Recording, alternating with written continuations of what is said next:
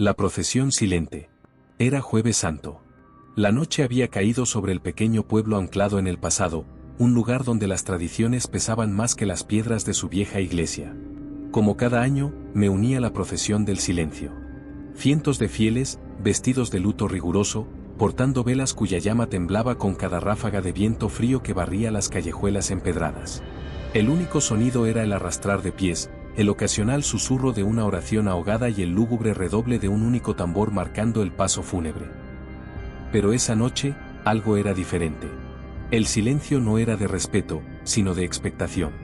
Una tensión palpable flotaba en el aire, más densa que el humo de las velas. Caminaba cerca del final de la procesión, detrás de la imagen de la Virgen Dolorosa, su rostro de madera tallada bañado en lágrimas de cera que parecían demasiado reales a la luz parpadeante. Fue entonces cuando lo noté. Entre las filas de encapuchados, cuyas túnicas negras los hacían indistinguibles unos de otros, había figuras que no encajaban.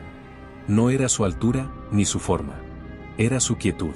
Una quietud antinatural. Mientras todos avanzábamos, ellos parecían deslizarse, sus pies nunca tocando realmente el suelo. Y sus capuchas eran más oscuras que la noche misma, vacíos que absorbían la luz de las velas cercanas. Traté de convencerme de que era el cansancio, la sugestión de la noche. Pero entonces, uno de ellos giró levemente su rostro encapuchado hacia mí. No vi ojos. Solo sentí una mirada fría, antigua, llena de un conocimiento impío. Un escalofrío recorrió mi espalda, un terror primordial que nada tenía que ver con el fervor religioso. Miré a mi alrededor, buscando la complicidad de otros fieles, pero todos mantenían la vista al frente, absortos en su penitencia o, ignorando deliberadamente lo que yo veía. El tambor seguía sonando, pero ahora parecía marcar un ritmo diferente, un compás que resonaba en mis huesos. Sentí la necesidad de huir, de gritar, pero mis pies estaban pegados al suelo, obligado a seguir en esa procesión que ya no parecía humana. Las figuras extrañas eran más numerosas ahora, mezclándose entre nosotros como sombras tejidas en la tela de la realidad. ¿Eran acaso los pecados mismos tomando forma? ¿Penitentes de otro plano, venidos a reclamar algo? Cuando llegamos de nuevo a la plaza de la iglesia, el tambor cesó abruptamente. El silencio que cayó fue ensordecedor.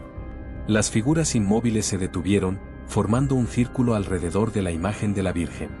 Y entonces, bajo sus capuchas insondables, un sonido comenzó a emerger. No era un canto, ni un lamento. Era un susurro colectivo, gutural, en una lengua que ningún hombre debía conocer. Las llamas de las velas chisporrotearon y se extinguieron una a una, sumiendo la plaza en una oscuridad casi total. Solo quedó la luz temblorosa de la luna filtrándose entre las nubes. Vi cómo las figuras se acercaban a la Virgen, sus formas oscuras eclipsando la madera sagrada. Cerré los ojos con fuerza, rezando como nunca. Cuando los abrí, la plaza estaba vacía. Solo quedaba yo, el olor a cera quemada y un silencio que gritaba profanación. La imagen de la Virgen seguía allí, pero su rostro ya no era de dolor. Era una máscara de terror petrificado. Y sus lágrimas de cera parecían frescas. Desde esa noche, cada Jueves Santo, el silencio en el pueblo ya no es de respeto. Es de miedo.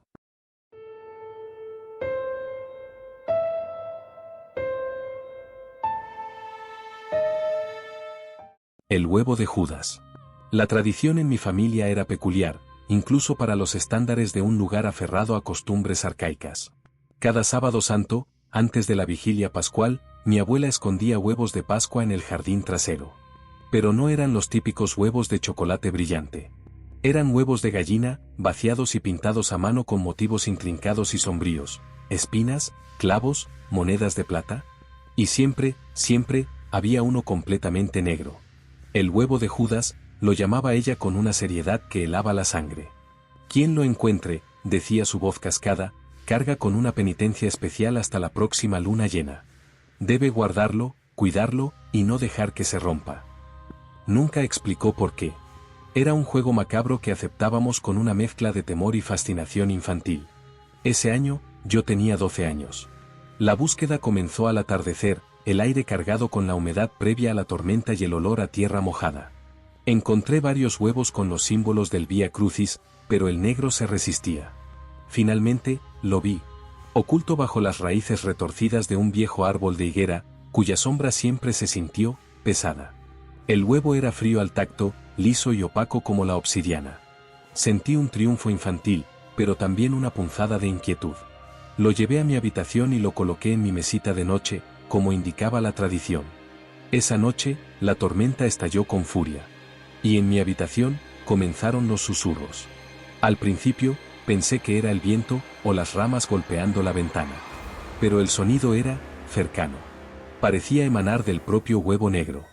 Un susurro sibilante, como de secretos dichos con malicia. Me tapé los oídos, pero el sonido parecía resonar dentro de mi cabeza. Los días siguientes fueron una tortura.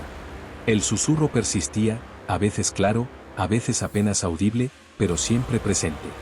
Me hablaba de dudas, de miedos, de pequeños rencores que había guardado. Magnificaba mis errores, mis envidias infantiles. Sentía una presencia constante a mi lado, fría y burlona. Mis padres notaron mi palidez, mi falta de apetito, mis ojeras. Lo achacaron a la penitencia del huevo, sonriendo con ignorancia.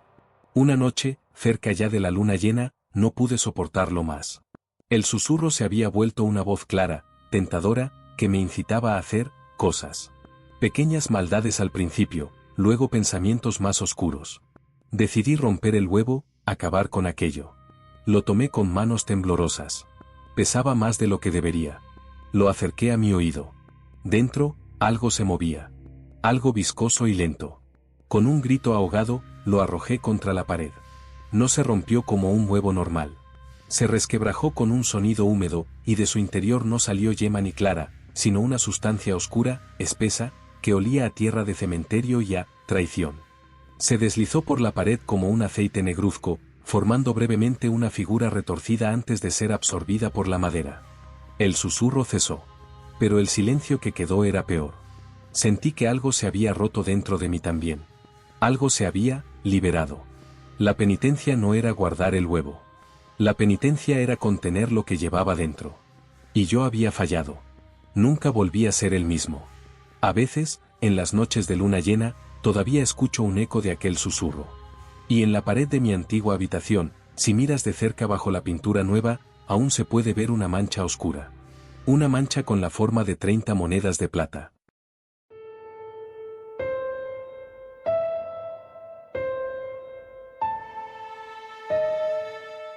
La vigilia invertida. La antigua capilla en las afueras del pueblo llevaba décadas abandonada. Decían que durante la guerra civil, se cometieron allí actos terribles, sacrilegios que mancharon sus muros consagrados. Nadie se acercaba, especialmente durante Semana Santa. Pero nosotros éramos jóvenes, estúpidos, y adictos a la adrenalina que proporciona desafiar lo prohibido. Éramos 4. Decidimos pasar la noche de Sábado Santo allí, haciendo nuestra propia vigilia, esperando el amanecer de Pascua en el lugar más impío que conocíamos. Entrar fue fácil. La puerta de madera podrida cedió con un gemido lastimero. El interior olía a polvo, a moho y a algo más, algo metálico y dulzón, como sangre vieja. La luz de nuestras linternas bailaba sobre los bancos rotos, el altar profanado, y los frescos desconchados en las paredes, donde las caras de los santos parecían muecas de horror. El silencio era absoluto, pesado, como si el propio aire estuviera muerto. Encendimos unas velas sobre los restos del altar, más por desafío que por necesidad. Las horas pasaban lentamente. Contamos historias de fantasmas, bebimos alcohol barato, intentando ahuyentar el miedo creciente que se aferraba a nosotros. Pero cuanto más avanzaba la noche, más opresivo se volvía el ambiente. Las sombras en los rincones parecían moverse por sí solas. Escuchábamos crujidos en el piso superior, donde estaba el coro, aunque sabíamos que las escaleras se habían derrumbado hacía años. Fue Carlos quien lo oyó primero. Un canto. Bajo, casi inaudible, pero inconfundible. Parecía venir de detrás del altar, o quizás, de debajo. No era un coro celestial. Era una letanía gutural, monótona, en latín, pero las palabras sonaban incorrectas. Retorcidas. Como una oración dicha al revés. Nos miramos, el miedo reflejado en nuestros ojos. ¿Oyen eso?, susurró Elena, su voz temblando. Todos asentimos. El canto se hizo más fuerte, acompañado por un ritmo sordo, como si golpearan madera hueca. Nos levantamos, apuntando las linternas hacia la oscuridad tras el altar. No había nada. Pero el canto seguía, más cerca, más insistente. De repente, las velas que habíamos encendido se apagaron simultáneamente, como si una mano invisible las hubiera soplado. Quedamos en la oscuridad, solo con los débiles haces de nuestras linternas. El canto cesó. Y en el silencio, escuchamos un sonido de arrastre pesado viniendo del pasillo lateral que llevaba a la sacristía. Algo grande se movía allí. El pánico nos invadió. Corrimos hacia la puerta principal, tropezando en la oscuridad. Pero la puerta, la misma que habíamos abierto con un empujón, ahora estaba atascada. Forcejeamos, desesperados, mientras el sonido de arrastre se acercaba. Escuchamos un suspiro largo y húmedo justo detrás de nosotros. Gritando, golpeamos la puerta con todas nuestras fuerzas. Finalmente, cedió. Salimos tropezando a la noche fría, sin mirar atrás. Corrimos sin parar hasta llegar a las primeras luces del pueblo, nuestros corazones latiendo desbocados. Nunca hablamos de lo que pasó después de que se apagaran las velas, del suspiro que sentimos en la nuca. A la mañana siguiente, domingo de Pascua, el sol brillaba sobre el pueblo. Pero para nosotros, no había resurrección, solo la sombra persistente de esa capilla. Días después, alguien encontró a Javier, uno de los 4. Había vuelto a la capilla. Lo encontraron frente al altar, arrodillado, con los ojos abiertos y vacíos, una expresión de éxtasis y horror congelada en su rostro. En sus manos, sostenía un viejo misal abierto en una página escrita con tinta roja y fresca. No era latín. Era una inversión. Una vigilia para aquel que no resucitó, sino que espera en las sombras. Nosotros escapamos, pero una parte de nosotros se quedó en esa vigilia invertida.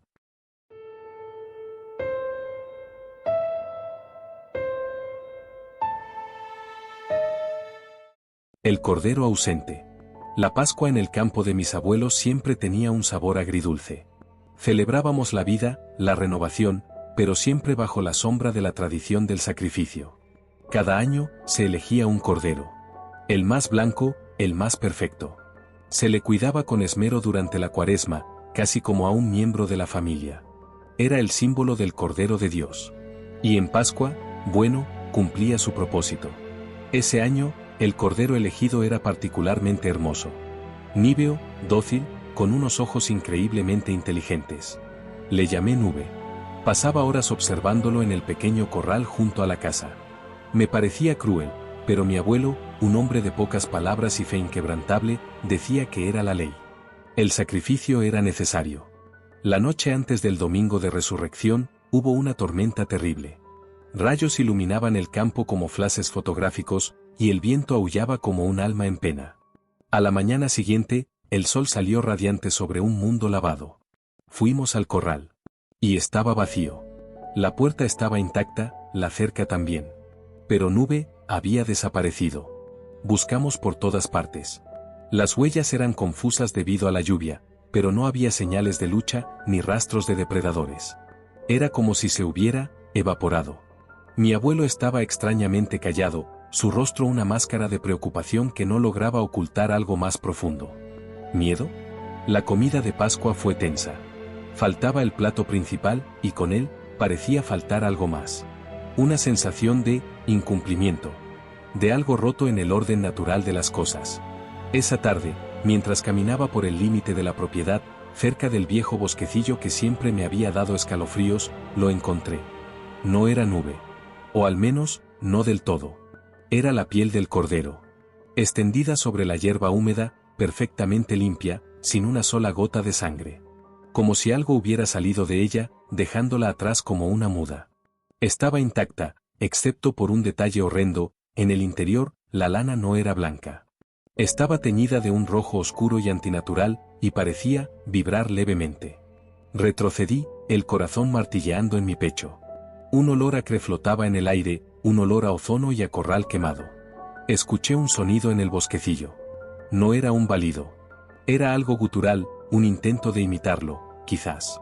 Algo que intentaba recordar cómo sonar como un cordero. Corrí de vuelta a la casa, gritando por mi abuelo. Le conté lo que había visto. Su rostro se puso pálido como la cera. Tomó su vieja escopeta del armario. Hay cosas, murmuró, su voz temblorosa, que no deben interrumpir el sacrificio. Hay reemplazos peores. Esa noche, nadie durmió. Nos encerramos en la casa, mientras afuera, en la oscuridad, escuchábamos ese balido horrible, gutural, acercándose y alejándose. Sonaba como si algo estuviera aprendiendo a caminar sobre dos patas. Algo que vestía la piel de la inocencia, pero cuyo interior era otra cosa. Al amanecer, el sonido cesó. Nunca supimos qué fue aquello. Mi abuelo nunca volvió a criar corderos para Pascua. Decía que el pacto se había roto. Que cuando el símbolo del sacrificio desaparece, algo mucho más antiguo y hambriento puede ofrecerse a tomar su lugar. A veces, cuando el viento sopla desde el bosquecillo, creo oler ese olor a ozono y corral quemado. Y me pregunto qué clase de resurrección ocurrió realmente esa Pascua en el campo. ¿Qué fue lo que se levantó en lugar del cordero ausente?